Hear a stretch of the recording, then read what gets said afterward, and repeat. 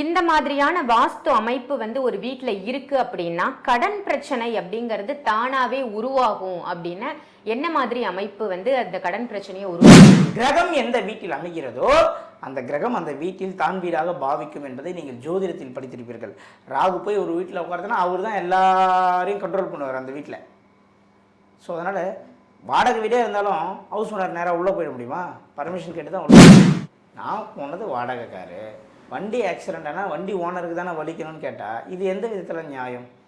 பயணிப்பது நம் தானே, அந்த இடத்துல சுவாசிப்பது நம் தானே, படுப்பது உறங்குவது நம் தானே. அப்போது ஒரு வீட்டில் யார் வசிக்கின்றார்களோ அவர்கள் அந்த வீட்டின் உள்ள பிரச்சனையை ரெண்டு பிரச்சனை வீட்டில் பெண்களுக்கு கருக்கலைப்பு ஏற்படுவது, அபார்ஷன் ஆகுவது, இந்த மாதிரி ஏற்படும், சூசைட் தாட்ஸ் கிரியேட் ஆகும், இதெல்லாம் நடக்கும். ஆன்மீகவாதியாக இருப்பாங்க, எந்த இடத்துல போனாலும் அடிமையாக வேலை செய்வாங்க, ஒரு இடத்துல இன்னொரு இடத்துல மாறிக்கிட்டே இருப்பாங்க, ஒரு இடத்துல இவங்களால இருப்பாங்க. ஒரு வீடு இடிக்காமல் அந்த வீட்டில் இருக்கிறவங்களுக்கு வாழ்க்கை மாறாதுன்னா மாறாது.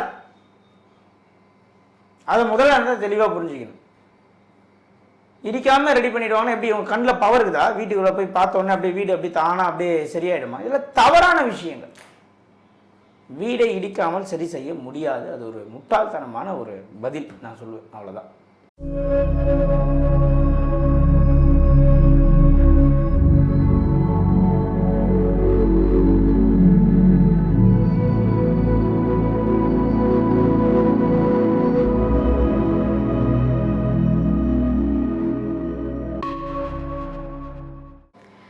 ஆன்மீக பரிகார நேயர்கள் அனைவருக்கும் அன்பான வணக்கங்கள். இன்னைக்கு நம்ம யாரை சந்திக்க வந்திருக்கோம் அப்படின்னு பாத்தீங்கன்னா அஸ்ட்ராலஜர் வாஸ்து நிபுணர் சம்பத் சுப்பிரமணிய சாரை தான் சந்திக்க வந்திருக்கோம். வணக்கம் சார். வணக்கம் மேடம். சார், வாஸ்து ரீதியா நிறைய விஷயங்களுக்கு நீங்க தீர்வு சொல்லிட்டு இருக்கீங்க. இன்னைக்கான டாபிக் என்ன அப்படின்னு பாத்தீங்கன்னா, இந்த மாதிரியான வாஸ்து அமைப்பு ஒரு வீட்டுல இருக்கு அப்படின்னா கடன் பிரச்சனை அப்படிங்கிறது தானாவே உருவாகும் அப்படின்னா என்ன மாதிரி அமைப்பு அந்த கடன் பிரச்சனையை உருவாக்கி கொடுக்கும்? நிச்சயமா கடன் பிரச்சனை அதிகமாகுது ஒரு வீட்டில் அப்படின்னாலே அவங்க ரொம்ப அதிகமாகுது. அது நார்மலான கடன், சமாளிக்க முடியாத கடன், தலைமறைவாகக்கூடிய கடன் அப்படின்னு இருக்குது. 3 விஷயம். நம்ம தலைமறைவாகக்கூடிய கடனை பார்க்கலாம். அப்படின்னா அவங்க தலைமறைவு ஆகக்கூடிய கடன் அனைத்துமே வடகிழக்கு மூலையும் வடமேற்கு மூலையும் பாதிக்கப்பட்டிருக்கும். வடகிழக்கும் வடமேற்கும் பாதிக்கப்பட்டால்தான் தலைமறைவு. ஊரை விட்டு ஊர் ஓடுறது, தலைமறைவாக இருக்கிறது, ஃபோனை சுவிட்ச் ஆஃப் பண்ணுறது, பயந்து வாடுறது, மஞ்சான நோட்டீஸ் கொடுக்குறது, இதெல்லாமே வடமேற்கு பாதிக்கப்பட்டால் மட்டும் கிடைக்காது. வடகிழக்கும் வடமேற்கும் சேர்ந்து பாதிக்கப்படும் பொழுது தான் இவர்கள் உச்சக்கட்ட ஒரு பயத்தில், வாழ்க்கையின் விரக்தியின் உச்சத்தில் வாழ்வாங்க. இது ரொம்ப ஹைலி ரிஸ்க்குன்னு கூட சொல்லலாம். எந்த நேரம் என்ன வேணாலும் நிகழலாம் இந்த மாதிரியான வீட்டில். அதனால் இந்த வடமேற்கும் வடகிழக்கும் கொஞ்சம் ஓவர் ரிஸ்க் கடன் விஷயத்தில். இதே வடமேற்கு மட்டும் பாதிக்கப்பட்டிருக்குன்னா கடன் ஆயிடுச்சுன்னா ஓடிடுவாங்க. ஓடி போய் வேறு ஊரில் நல்லா வாழ்வாங்க, கடன் கொடுத்தும் அழுவான். வடகிழக்கு பாதிக்கப்பட்டால் இஎம்ஐ பிரச்சனையில் மாதம் மாதம் சம்பளத்தெல்லாம் இஎம்ஐயில் போயிடும், லைஃபே போர் அடிக்கும் வாழ. வடகிழக்கும் பாதிக்கப்பட்டு வடமேற்கும் பாதிக்கப்பட்டால் மிகப்பெரிய உச்சகட்ட விரக்திக்கு போய் அவங்க எடுக்கிற டிசிஷன் எப்போ என்ன எடுப்பாங்கன்னு அவங்களுக்கே தெரியாது. இதுதான் உண்மை வாஸ்துல. சார், வடகிழக்கு வடமேற்கு அப்படின்னு 2 விஷயங்கள் நீங்கள் சொல்கிறீங்க. ஸோ இது வாடகை வீட்டுக்கும் பொருந்தும், சொந்த வீட்டுக்கும் பொருந்துமா? இப்போ நான் என்ன சொல்கிறேன், நம்ம ஒரு வாடகை காரில் ட்ராவல் பண்ணுறோம், ஒரு ஓலாவோ ஒரு ஊபரோ ஒரு ட்ராவல்ஸ்லேயோ ஒரு காரில் போகிறோம். வண்டி ஆக்சிடென்ட் ஆனால் நம்மளுக்கு அடிப்படுமா அடிப்படாதா? கண்டிப்பாக அடிப்படும். அது எப்படி? நான் போனது வாடகை காரு, வண்டி ஆக்சிடென்ட் ஆனால் வண்டி ஓனருக்கு தானே வலிக்கணும்னு கேட்டால் இது எந்த விதத்தில் நியாயம்? பயணிப்பது நம் தானே, அந்த இடத்துல சுவாசிப்பது நம் தானே, படுப்பது உறங்குவது நம் தானே. அப்போது ஒரு வீட்டில் யார் வசிக்கின்றார்களோ அவர்கள் அந்த வீட்டின் உள்ள பிரச்சனையை எடுத்துக்கொள்கிறார்கள். ஒரு கிரகம் எந்த வீட்டில் அமைகிறதோ அந்த கிரகம் அந்த வீட்டில் தான் வீடாக பாவிக்கும் என்பதை நீங்கள் ஜோதிடத்தில் படித்திருப்பீர்கள். ராகு போய் ஒரு வீட்டில் உட்கார்ந்தனா அவர் தான் எல்லாரையும் கண்ட்ரோல் பண்ணுவார் அந்த வீட்டில்.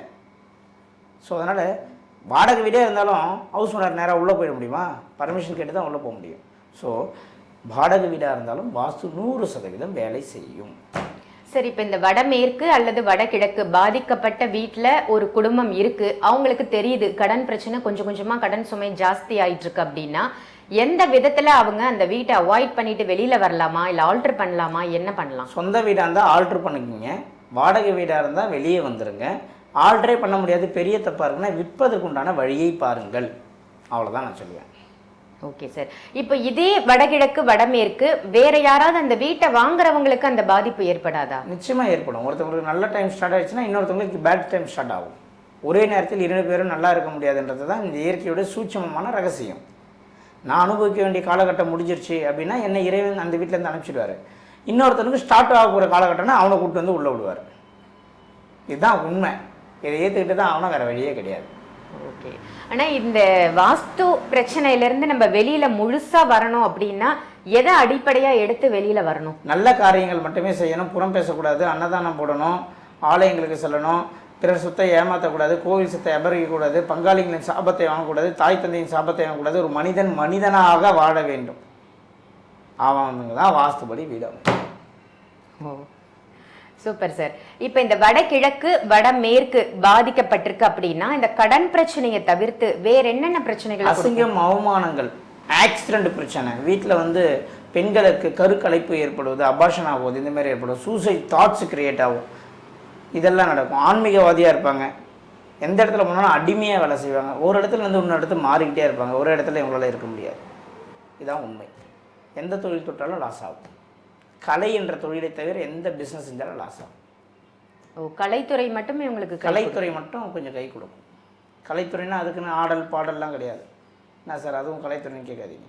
நான் சொல்கிறது கலைத்துறையில் பியூராக இப்படி நாதஸ்வரம், ஜோதிடம் அந்த மாதிரி சொல்கிறேன். ஓகே. அந்த மாதிரி விஷயங்கள் மட்டும்தான் இந்த வடகிழக்கு பாதிக்கப்பட்ட நபர்களுக்கு பிசினஸா அமையும். ஆமா. மற்றபடி தொழில் முடக்கம் இல்ல வேலை செய்யறாங்க என்ன செஞ்சாலும் இவங்க லைஃப்ல க்ரோ ஆக முடியாது.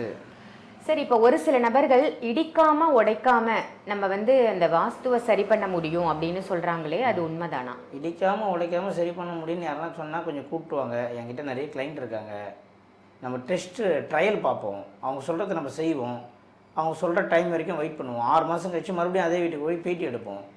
ஓகேன்னு சொன்னால் நான் வாஸ்துத்துறையை விட்டு வெளியே போயிட்டு அவங்களுக்கு ஸ்டூடெண்ட்டாக மாறிக்கிறேன். கை உடஞ்சிருச்சு, நானும் சொல்கிறேன் கட்டு போடுங்க சரியாயிடுன்றேன். கட்டே போடாத கையை சரி பண்ணலாம் சொல்கிறது எவ்வளோ ஒரு முட்டாள்தனமான ஒரு பதில். எப்படிங்க முடியும்? இடிக்காமல் உடைக்காமல் எப்படி சரி பண்ண முடியும்? அப்படி இடிக்காமல் உடைக்காமல் சரி பண்ண முடியும்னா வாஸ்தே பார்க்க வேணாமே. உடஞ்ச கைக்கு கட்டு போடியான்னு சொல்கிறேன், கட்டே போட வேணாம் சரியாயிருன்னா எப்படி எலும்பு தானே போய் கூடிக்குமா? முதல்ல ஒரு விஷயம், தெரியாத விஷயத்தை முதலில் பொதுதளத்தில் பேசுவதை நிறுத்தி கொள்ள வேண்டும். யாராக இருந்தாலும் தவறு இல்லையா? இதை கேட்குற 4 பேர் கெட்டு போயிட மாட்டானா? இடிக்காமல் உடைக்காமல் ரெடி பண்ண முடியாது மேடம். அப்படி முடியும்னு சொல்கிறவங்க யாராக இருந்தாலும் ஓப்பன் சேலஞ்சாக வந்து என்கிட்ட உட்காந்து பேச சொல்லுங்கள். இல்லைனா வர சொல்லுங்கள், ஃபீல்டு விசிட்டு போவோம். நான் ஒரு வீட்டுக்கு இடித்து ஆல்ட்ரேஷன் பண்ணுறேன், அவங்க இடிக்காமல் ஒரு வீட்டுக்கு பலன் சொல்லிட்டோம். 2 பேரையும் நம்ம பொது தளத்தில் வீடியோ எடுத்து வெளியிடுவோம். எந்த கிளைண்ட் என்ன ரிசல்ட் வருதோ அவங்களும் நம்ம வாஸ்து நிமிடம் எடுத்துக்கலாம். ஏன்னா விளையாட்டு விஷயமா இது? ஒரு வீடு இடிக்காம அந்த வீட்டில் இருக்கிறவங்களுக்கு வாழ்க்கை மாறாதுன்னா மாறாது. அதை முதல்ல இருந்தால் தெளிவாக புரிஞ்சுக்கணும். இடிக்காம ரெடி பண்ணிடுவாங்க. எப்படி உங்க கண்ணில் பவர் இருக்குதா? வீட்டுக்குள்ள போய் பார்த்தோன்னே அப்படியே வீடு அப்படி தானா அப்படியே சரியாயிடுமா? இதெல்லாம் தவறான விஷயங்கள். வீடை இடிக்காமல் சரி செய்ய முடியாது. அது ஒரு முட்டாள்தனமான ஒரு பதில் நான் சொல்லுவேன். அவ்வளோதான். Super sir. ஏன்னா நிறைய பேர் இந்த மாதிரி பதிவுகளை பார்த்துட்டு குழப்ப நிலைக்கு உள்ளாராங்க. அவங்களுக்கு ஒரு தெளிவான விளக்கம். வண்டி பஞ்சர் ஆயிடுச்சுன்னா டயர் பஞ்சர் போட்டு தான் மேடம் ஆகணும். பஞ்சரே போடாதான் ஓட்டி போகலாம். கொஞ்சம் தூரத்தில் வீல் டிஸ்க் பெண்டாயி மொத்தமாக உட்காந்துக்கும். கரெக்ட் தான் சார், உண்மைதான். அதனால வீடு என்பது இடித்து தான் ஆல்ட்ரேஷன் செய்ய வேண்டும். வாஸ்துனால இடிப்பது தான். Super sir. ரொம்ப சிறப்பான ஒரு அருமையான தகவலாக கொடுத்ததற்கு நன்றி சார். நன்றி மேடம்.